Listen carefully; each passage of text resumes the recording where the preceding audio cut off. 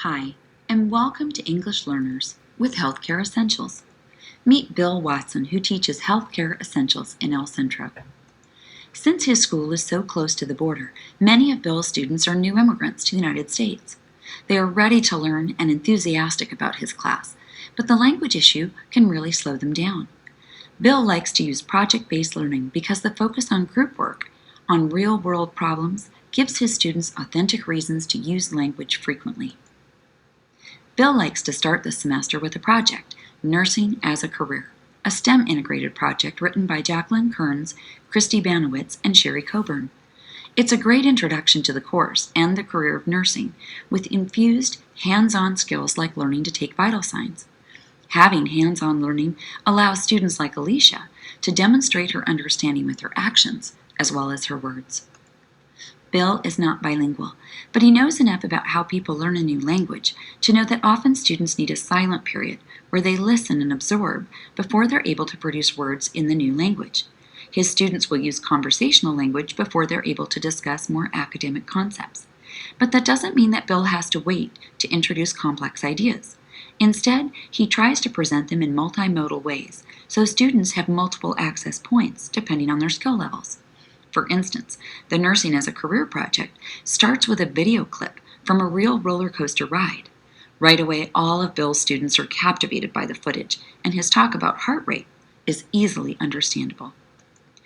Bill is also aware of the negative effects of the affective filter, inhibiting students like Marisol from trying new words because she worries about making a mistake and embarrassing herself.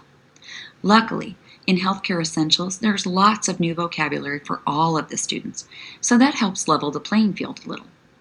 Bill provides vocabulary lists with visual diagrams to help students remember key terms specific to the field.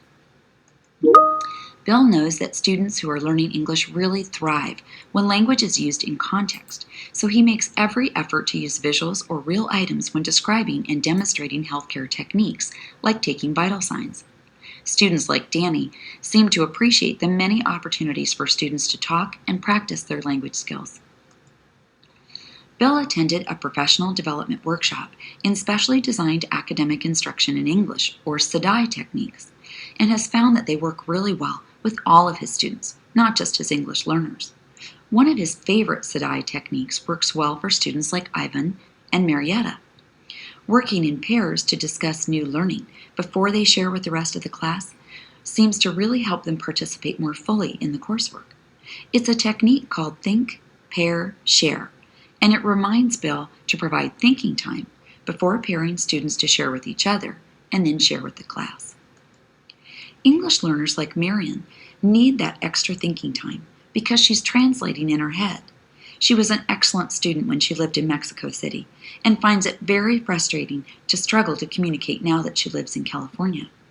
Bill remembers how he felt when he was in Italy last summer, using his phrase book and smartphone to try and find a certain cafe in Venice.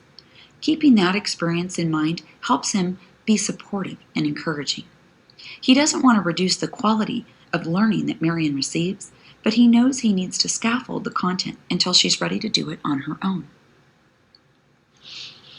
The Nursing as a Career project has a history component that can be particularly challenging for his English learners because the changes in the career over time can seem abstract and they're harder to illustrate than hands-on components. Having students research nursing from a time period or a country that interests them and then present that in their groups seems to create the connection students like Isabel need.